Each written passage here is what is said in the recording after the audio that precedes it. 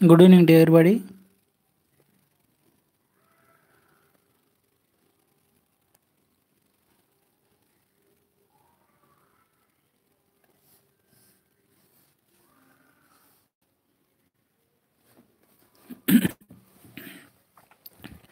Good evening to everybody. ఈ group 2 prelims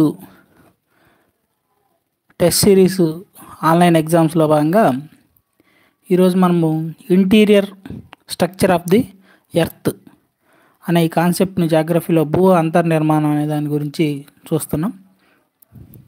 దీని నుంచి 1 మార్కు లేదా 2 మార్కులు ఎగ్జామినేషన్లో వచ్చే అవకాశం ఉంది. వాస్తవానికి ఫస్ట్ టాపిక్ మంది earth in our solar system, సౌర వ్యవస్థలో భూమి అనే కాన్సెప్ట్ ఉంది. ఆ తర్వాత డైరెక్ట్గా interior structure of the earth అనమాట. దీనికి ముందు చాలా కాన్సెప్ట్లు ఉన్నాయన్నమాట. అంటే మామూలుగా మీకు మీ దగ్గర ఉండే మెటీరియల్స్లో అంటే టెక్స్ట్ బుక్స్ కానీ, రమణాస్ సార్ బుక్ కానీ, జగన్మోహన్ రెడ్డి సార్ బుక్ కానీ, ఇట్లా రకరకాల బుక్స్లో చాలా కాన్సెప్ట్స్ ఉంటాయి. అంటే ఫస్ట్ కాన్సెప్ట్ సౌర వ్యవస్థలో భూమి తర్వాత అక్షాంశాలు, రేఖాంశాలని, భూచలనాలని, గ్రహణాలని, పాటుపోట్లు, ఆటుపోట్లని అట్లా రకరకాలు ఉంటాయి అన్నమాట. అవన్నీ లేవు, డైరెక్ట్గా భూ అంతర్నిర్మాణమే ఉందన్నమాట. సిలబస్లో ఇచ్చినటువంటి టాపిక్స్ని పర్ఫెక్ట్గా ఏదైతే ఉన్నాయో ఆ టాపిక్స్ని పర్ఫెక్ట్ చూసుకొని చదువుకుంటే ఖచ్చితంగా మనకి టైం సేవ్ అయ్యిద్ది.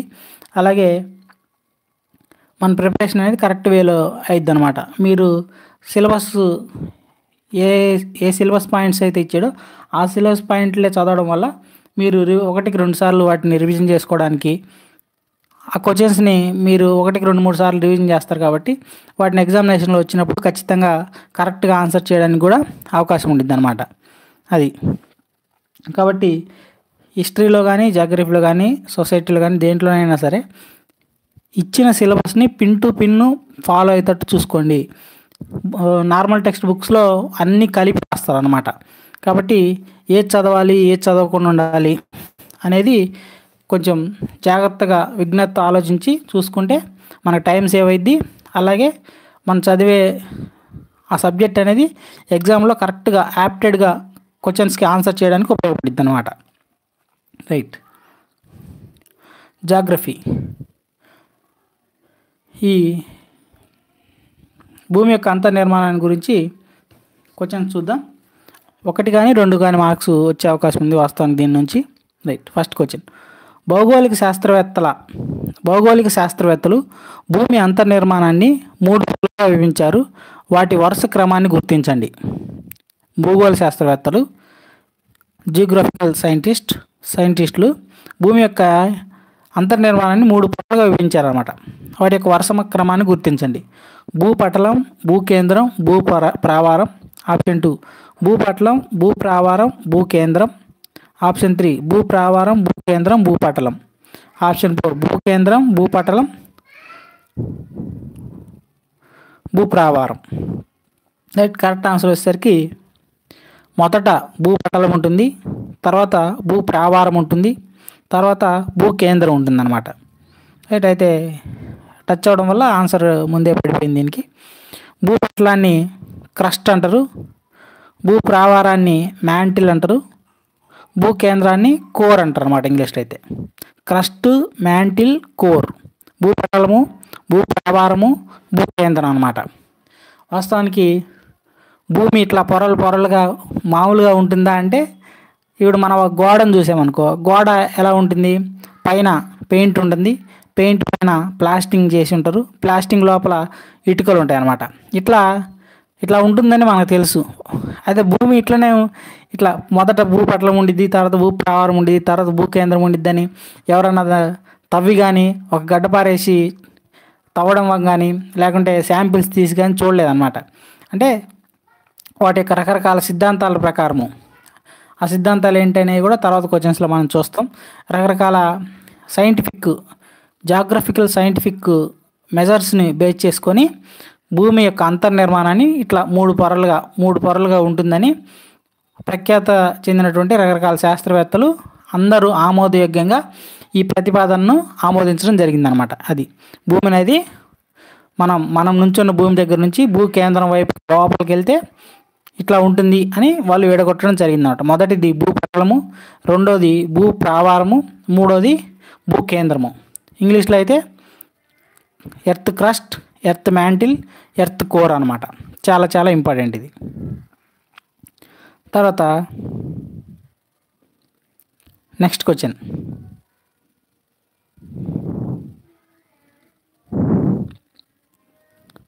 భూపటలంలోని ఖండ భాగము ఏ ఖనిజ మూలకాలచే ఏర్పడుతుంది? భూపటలంలోని ఖండ భాగము ఏ ఖనిజ మూలకాలచే ఏర్పడుతుంది? సిలికాన్ మరియు అల్యూమినియమా? సెకండ్ ఆప్షన్ నికెల్ మరియు ఐరనా? థర్డ్ ఆప్షన్ సిలికా మరియు మెగ్నీషియమా? పైవన్నీనా? రైట్. ఎవరైనా ఆన్సర్ చేయదలుచుకుంటే లైవ్లో చాట్ అని ఉంటుంది, దాని మీద మీరు ఆన్సర్ ఆప్షన్ 1 ఆప్షన్ 2 అనేది క్లిక్ చేస్తే డైరెక్ట్గా మీ ఆన్సర్లు కూడా ఇక్కడ వస్తాయి అన్నమాట. కొంతమంది లైవ్లో ఉన్నారు, వీలైతే ఆన్సర్ చేయొచ్చు.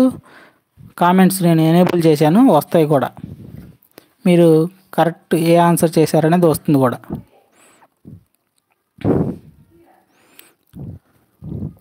అంతకుముందు చెప్పాను కదా మనము, భూమి యొక్క నిర్మాణాన్ని 3 పొరలుగా విభజించారని. భూపటలం, భూప్రవారం, భూకేంద్రం అని చెప్పే కదా. ఈ భూపటలం అనేది 2 విధాలుగా ఉంటుంది అనమాట. అంటే భూపటలం అంటే మనకు కనిపించే పైన పొర అనమాట. ఎట్లా ఉంటుంది? మనం ఇప్పుడు నుంచున్నటువంటి ఈ పొర ఖండ భూభాగం, అంటే భూమి మట్టి ఉంటుంది అనమాట. అలాగే ఇప్పుడు మనకు కనిపిస్తున్నటువంటి భూమి మీద మట్టి అంటే ఖండ భూభాగంతో పాటు అలానే సముద్రాలు కూడా ఉన్నాయి కదా, సముద్ర భూభాగం కూడా ఉంటుంది అనమాట. ఖండ భూభాగం ఉంటుంది, సముద్ర భూభాగం ఉంటుంది భూమి పైన. అయితే ఈ ఖండ భూభాగం అనేది భూపటలం మీద ఉన్నటువంటి ఖండాల యొక్క భూభాగము. సముద్రాలు ఉంటాయి, ఖండాలు ఉంటాయి అన్నమాట భూపటలం మీద. అయితే ఈ ఖండ భాగం అనేది ఎటువంటి మూలకాల చేత నిర్మితమై ఉంటుంది అని అడిగాడు అన్నమాట. ఇది ఏపీఎస్సి నిర్వహించినటువంటి చాలా ఎగ్జామ్స్లో అడగడం జరిగింది.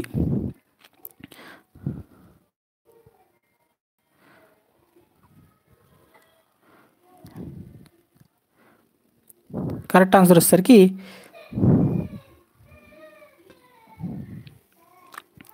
సిలికాన్ మరియు అల్యూమినియంచే భూపటలం యొక్క ఖండ భాగం అనేది నిర్మితమై ఉంటుంది. అందుకనే వాస్తవానికి ఈ భూమి యొక్క అంతర్నిర్మాణాన్ని విభజించేటప్పుడు సూయస్ అనే శాస్త్రవేత్త ఏం చెప్తాడంటే, ఈ భూమి యొక్క పొరల్ని సియాల్ పొర, సీమా పొర, నిఫే పొర అని కూడా విభజిస్తాడు అనమాట. ఇది ఎందుకని ఇట్లా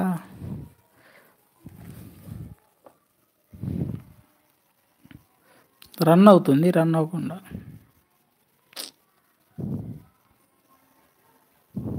రైట్. అందుకనే భూపటలం అని చెప్పా కదా, ఈ భూపటలం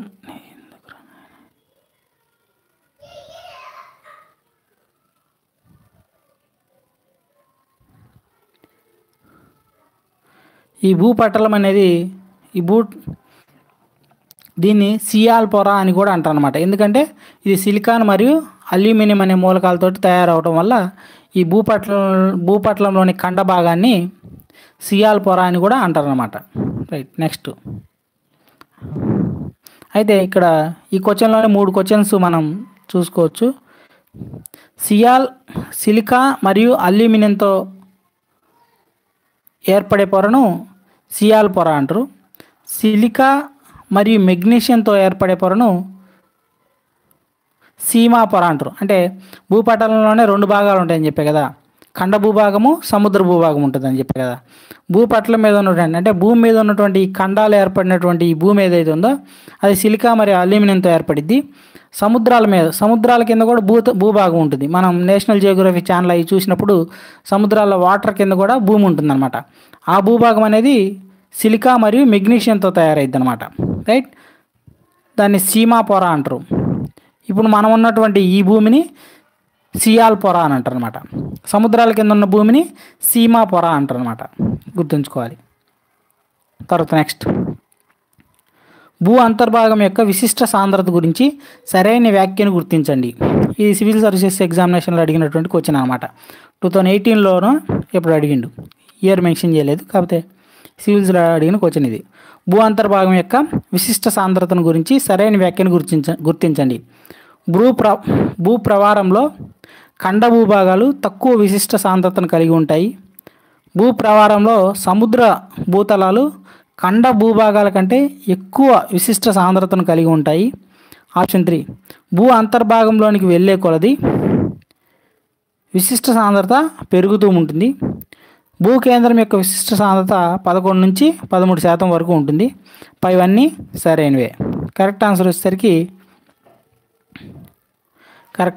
పైవన్నీ సరైనవి అనమాట. చెప్పాము మనం, భూమిని అనేది అని 3 పొరలుగా విభజించారు. భూపటలము, భూప్రావారము, భూకేంద్రము. ఈ భూపటలాన్ని మళ్ళీ 2 భాగాలుగా మనం విభజించుకోవచ్చు, ఖండ భూభాగము, సముద్ర భూభాగము. అయితే ఈ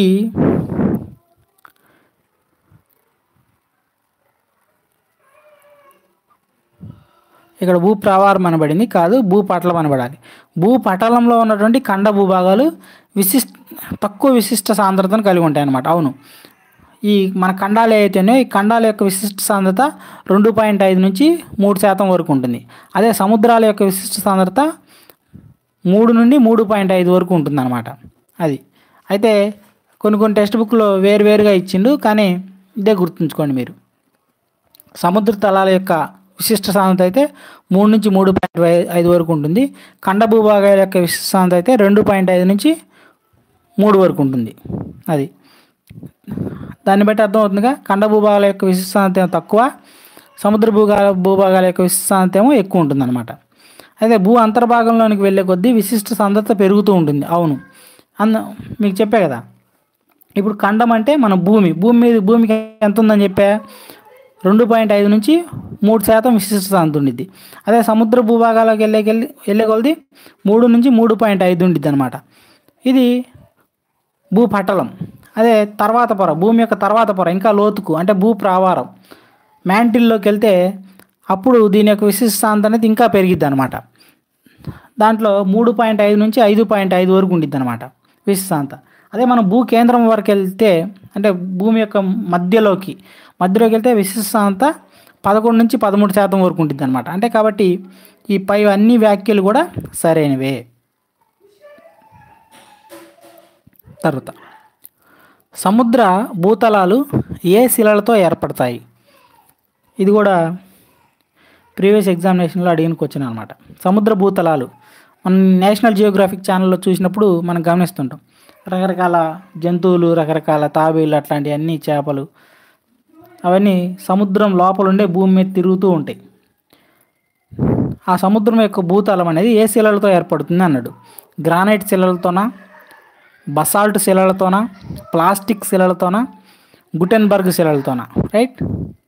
కరెక్ట్ ఆన్సర్ వచ్చేసరికి బసాల్ట్ శిలలు.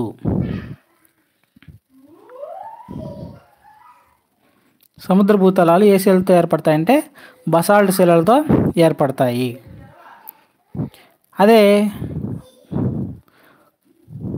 భూపటలంలో ఉండే ఖండ భూభాగాలు అంటే ఇప్పుడు మనం ప్రస్తుతం మనం నడుస్తున్న భూమి మీద ఉండే ఈ శిలలు ఏ శిలలు అయితే ఏ శిలలు అంటే గ్రానైట్ శిలలతో ఏర్పడతాయి అన్నమాట. అది సముద్రంలో ఉన్నటువంటి భూతలాలు అయితే బసాల్ట్ శిలలతో ఏర్పడతాయి. తర్వాత ఈ క్రింది వాటిలో సరికాని వ్యాఖ్యను గుర్తించండి. భూపటంలోని ఖండ భూభాగాలు సియాల్ పొరతో నిర్మితమై ఉంటాయి. భూపటలంలోని సముద్ర భూభాగాలు లేక భూతలాలు సీమా పొరతో నిర్మితమై ఉంటాయి. సియాల్ పొర సీమా పొర కన్నా తేలిగ్గా ఉంటుంది. ఖగోళం నుండి లేదా ఆకాశం నుండి చూసినప్పుడు ఖండ భూభాగాలు సముద్రం దిగువన ఉన్నట్టు కనబడతాయి. రైట్. సరైన వ్యాఖ్యను దీంట్లో సరికాని వ్యాఖ్యను గుర్తించాలి. సరికాని వ్యాఖ్య ఏది? మీకు అంతకుముందు చెప్పాను ఏమని, భూపటలం అనేది 2 భాగాలుగా ఉంటుంది, ఖండ భూభాగము అలాగనే సముద్ర భూభాగం ఉంటుందని చెప్పాను. అయితే ఒక శాస్త్రవేత్త భూమి యొక్క పొరలను 3 భాగాలుగా విభజించాడు. సూయస్ అనే శాస్త్రవేత్త భూమి యొక్క అంతర్నిర్మాణాన్ని సియాల్ పొర, సీమా పొర, నిఫే పొర అని కూడా విభజించండి అని చెప్పాం.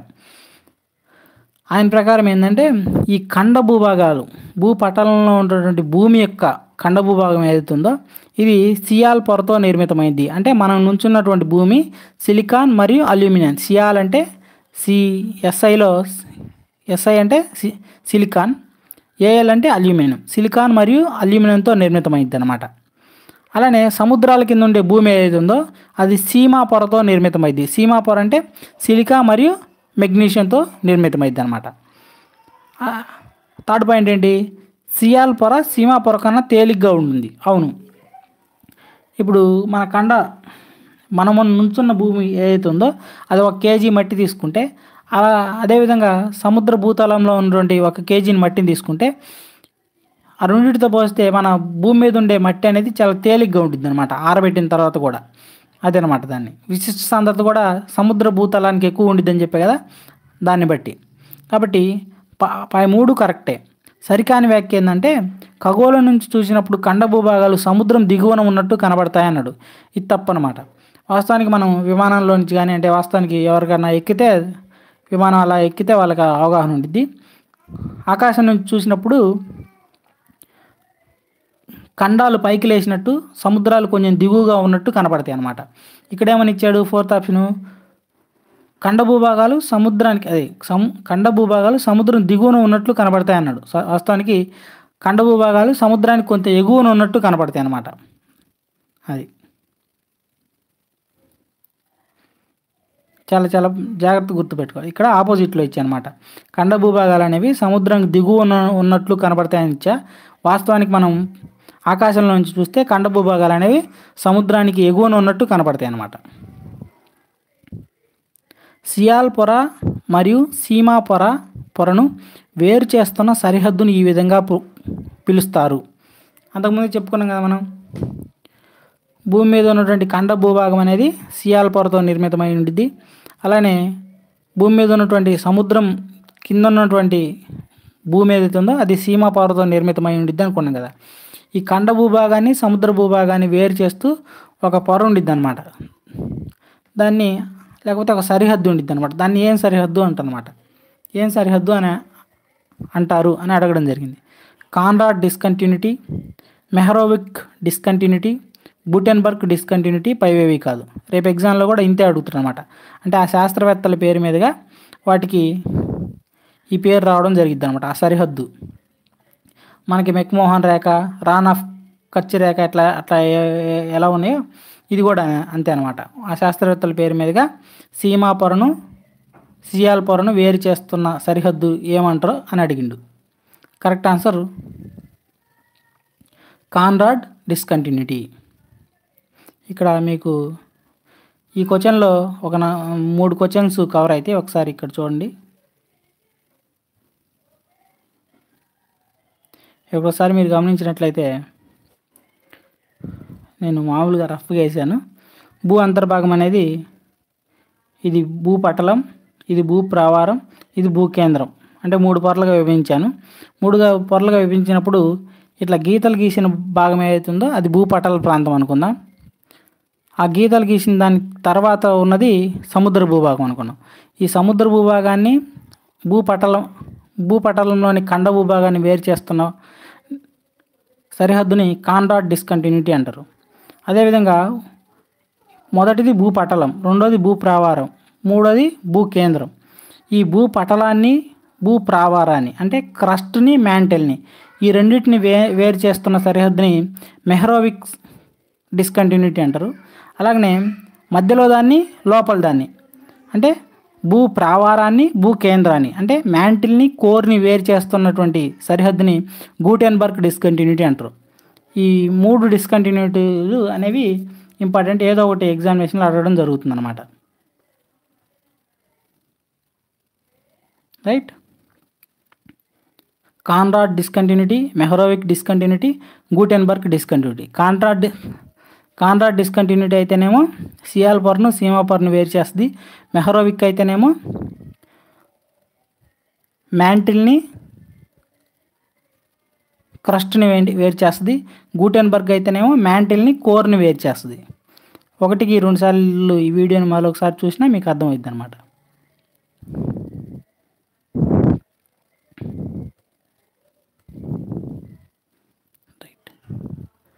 భూ అంతర్భాగంలో ప్లాస్టిక్ లాంటి ధర్మాలను కలిగిన జెల్లీ వంటి పదార్థంతో కూడిన పొర అని ఈ క్రింది వాటిలో దేనిని పిలుస్తారు? భూ అంతర్భాగంలో ప్లాస్టిక్ లాంటి ధర్మం అంటే సాగుతూ ఉన్నట్లు ఉంటుంది అనమాట.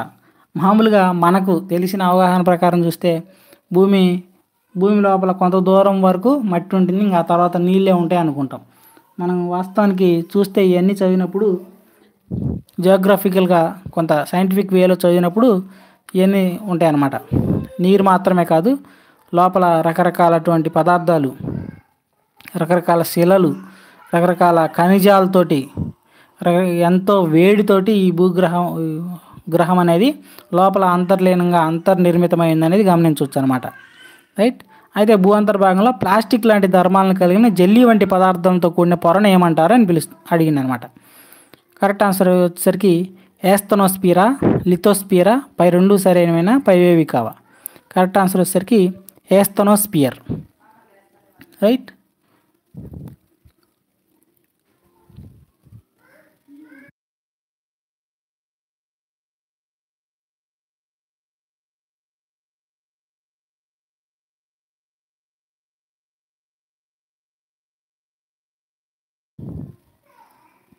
అసలు ఏంటి ఏస్తనోస్పియర్ ఎక్కడ ఉండిద్దంటే, మనం ఇంతకుముందు చెప్పుకున్నాం కదా, భూపటలం, భూప్రావారం, భూకేంద్రం.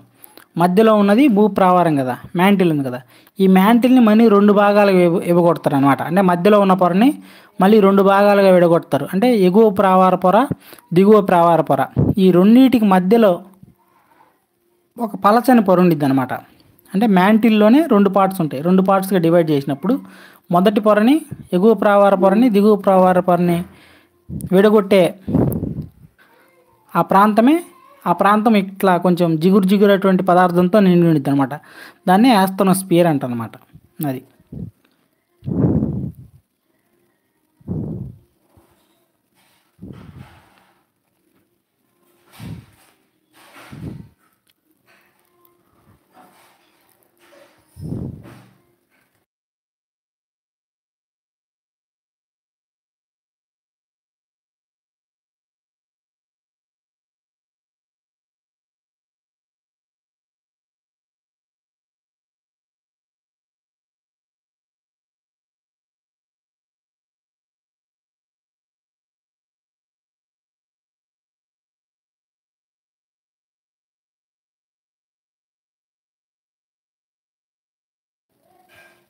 రైట్.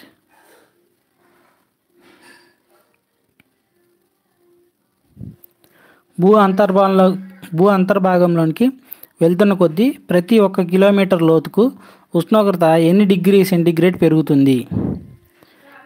అంటే భూమి లోపలికి మనం వెళ్తున్న కొద్దీ, అంటే తవ్వుకుంటూ వెళ్ళని, ఇంకొక రకంగా వెళ్ళని భూమి లోపలికి మనం వెళ్తున్న కొద్దీ భూమి యొక్క ఉష్ణోగ్రత ప్రతి 1 కిలోమీటర్ డిస్టెన్స్కి ఎన్ని డిగ్రీ సెంటీగ్రేడ్ పెరుగుతుంది?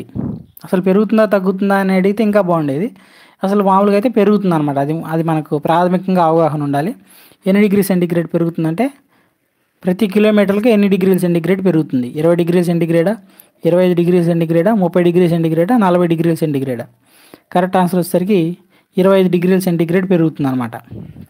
మీరు అనుకోవచ్చు, అంటే మనకు మామూలుగా మనం నార్మల్గా ఆలోచిస్తే అదేం సార్, భూమి లోపలికి మనం బోర్ బావులు తవ్వినప్పుడు, డ్రిల్ చేసినప్పుడు చూస్తాం కదా, భూమి లోపలికి వెళ్ళినప్పుడు నీళ్ళు ఉంటాయి కదా, కాబట్టి చల్లగా ఉండేది కదా, కాబట్టి ఉష్ణోగ్రత తగ్గిపోవాలిగా అనుకోవచ్చు. కానీ మనకు తెలిసిన అవగాహన వేరు, వాస్తవాలు వేరే అనమాట.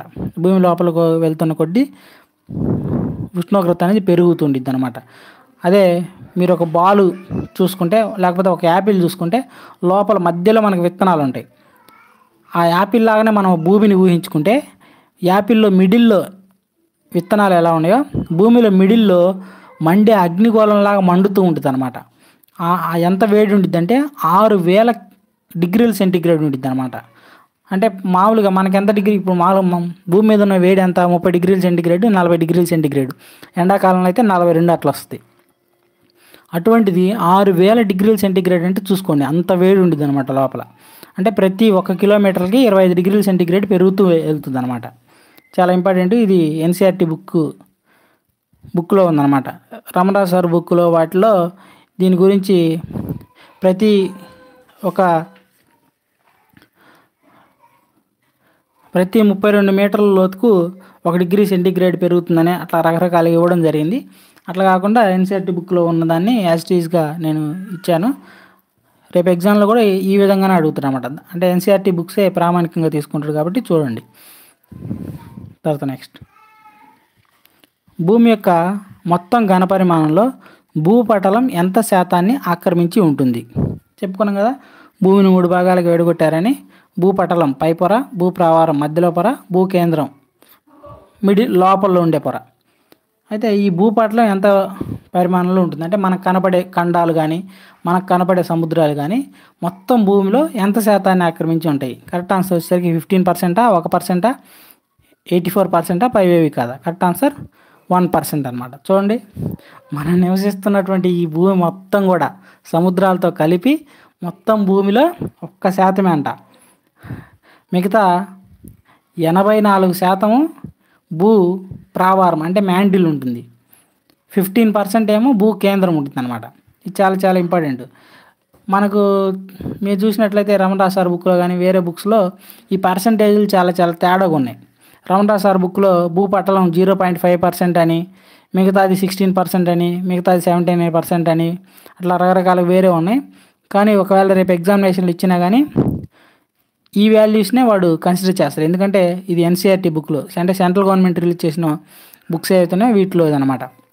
మీరు ఒకసారి గ్రూప్ 2 ప్రిలిమ్స్ సిలబస్ చూసినా కానీ గ్రూప్ 2 ప్రిలిమ్స్ సిలబస్ ఎన్సీఆర్టీ బుక్స్లో ఉన్న సిలబస్ అంతా కూడా ఎన్సీఆర్టీ బుక్స్లో ఉన్న సిలబస్ని అక్కడ కంట్రోల్ సి కొట్టి ఇక్కడ కంట్రోల్ వి కొట్టినట్టు, అంటే అక్కడ కాపీ చేసి ఇక్కడ పేస్ట్ చేసినట్టు ఉంటుందన్నమాట. కాబట్టి ప్రామాణిక పుస్తకాలుగా వాటిని అనుసరించండి. ఇప్పుడు అంటే రమణరాజు సార్ బుక్ కానీ ఇంకొక బుక్ కానీ మార్కెట్లో దొరికే బుక్కులు కానీ ఇవి మనకు తెలుగులో ఉంటాయి కాబట్టి మనం సబ్జెక్టు గురించి ప్రాథమిక అవగాహన కోసం ఇవి ఉపయోగపడతాయి. వీటిని చదివిన తర్వాత అట్లాంటి వాటిని చదవడము, అలానే ఇట్లా నేనైతే ఎగ్జామ్స్ని పెడుతున్నా ఇవి నేను తయారు చేసే ఈ లైవ్ ఎగ్జామ్స్ ఏవైతే ఉన్నాయో అందరూ పాల్గొనవచ్చు. ఇప్పుడు డైరెక్ట్ లైవ్లో చూస్తున్న వాళ్ళు కానీ తర్వాత మీరు చూసేవాళ్ళు కానీ వీటిని ప్రతి పాయింట్ని ఒక్కొక్క క్వశ్చన్ కూడా 2-3 కాన్సెప్ట్లు మిళితమై ఉండేటట్టు నేను తయారు చేశాను. మీకు ఎక్స్ప్లెనేషన్లో దొరికిద్ది, 1-2 సార్లు వినండి.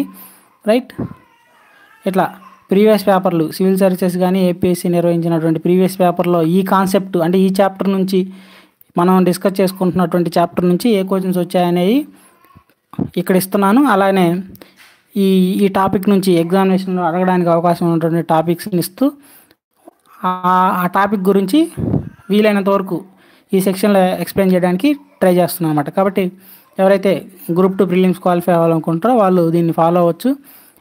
అంటే ఈ క్వశ్చన్స్ని మీరు మళ్ళీ చూడడమే కాకుండా ప్రాక్టీస్ చేయాలంటే ఈ వీడియో డిస్క్రిప్షన్లో Jyotirmaya study circle Telegram channel link, WhatsApp channel link, app link అవి ఇస్తాము.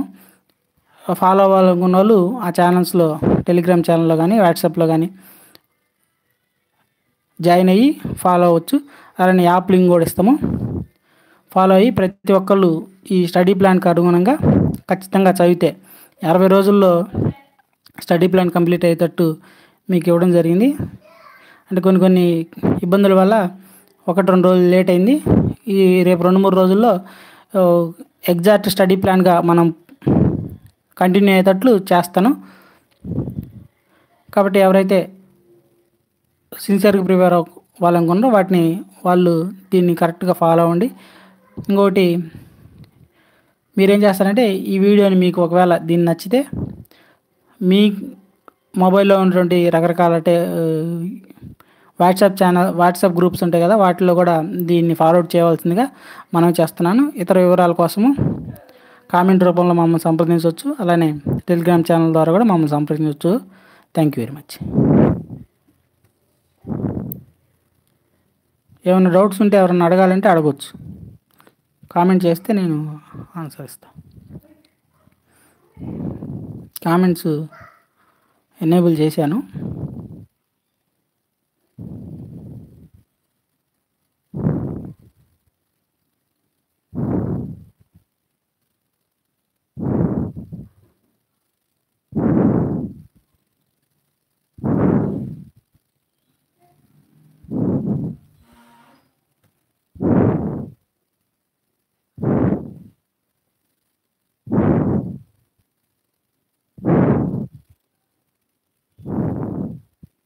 రైట్. ఏం క్వశ్చన్స్ లేకపోతే క్లోజ్ చేస్తున్నా. Right. Thank you very much.